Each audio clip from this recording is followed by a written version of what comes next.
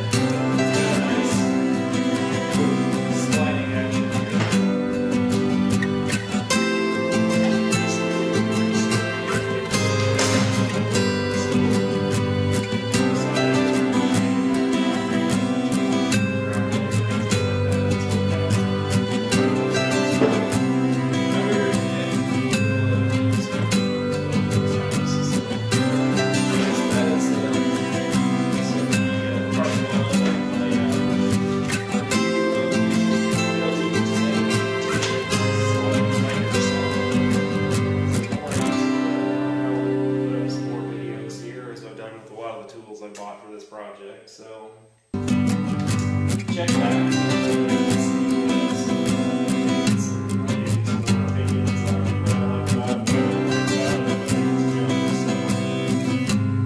Stay tuned.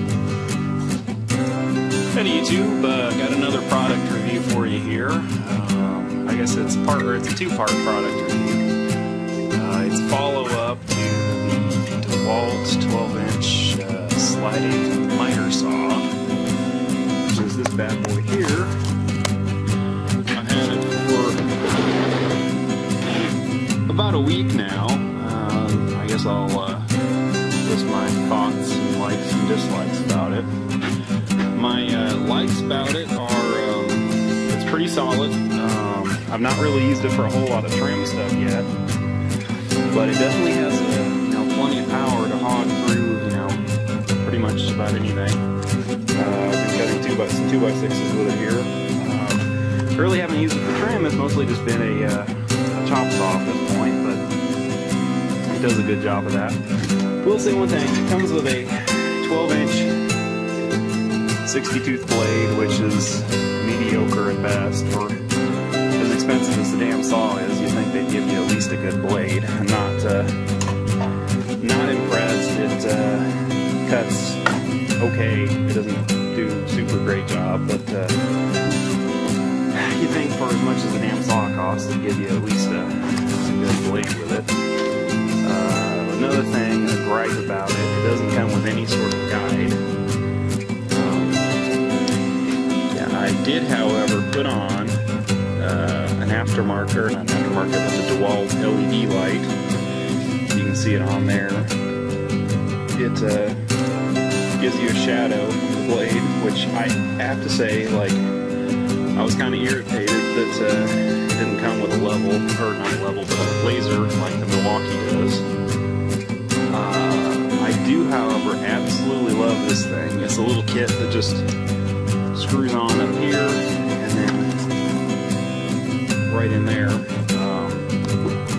I absolutely love it. I really like it better than any of the laser ones I've used. There's no adjustment to it. It is just an LED up in there that shines on the blade, and you get a shadow where the blade is, and it does an absolutely wonderful job. I just love it. It's kind of a simple solution that I'm guessing was kind of an afterthought of the Dewalt part. It's nice. There's no adjustment to it. You don't have to mess with it.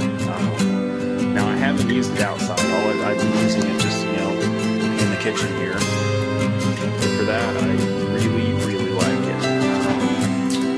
My sort of thoughts, if I had it to do over again, instead of just picking it up at Lowe's when I was in Lafayette, I probably would have ordered a Milwaukee off Amazon. Oh, another thing here, it does not have the soft start like Milwaukee does. It just, you know, chunks on all at once. It takes a lot of juice. Right now I've got it set up on its own power here. You can see that over there. This cord is running straight to that, which is running to a 30 amp breaker downstairs. It takes a lot of power. Like it will pop a breaker or a 15 amp breaker if there's anything else, like any lights or anything else plugged into it without any trouble. It takes a lot of juice, and even if it's on a, you know, if there's anything else on the circuit and it doesn't pop the breaker, like it won't run. It doesn't sound like it runs at full speed. So bear that in mind. You'll need. Oh, and also if you try and run it off of like a 14 gauge cord, forget about it. It doesn't even spool all the way up. So it's, if you're running it off an extension cord, you'll need like a 10 gauge cord and a pretty good breaker. Otherwise, it will trip it. So I kind of wished I would have gotten Milwaukee for the soft start, where it kind of gradually spools the motor up. I like it though. It does a good job. It does what I need. I can't really complain. The angle adjustment down here, I just move my crap off the saw here, is only okay. Turn the light off here so you can see it a little better. Pull up on the handle here, push in on that, and you can rotate it. And I mean, it's graduated just like any other miter saw. Milwaukee, however, has a little deal you crank, and then an LCD readout that tells you exactly what you're at. I guess that's kind of one more thing to break, where this, there's not really a whole lot there to break. But crap, as much money as you're chunking down on one of these saws, I'd like to have some extra features. The dust collector here is kind of a joke.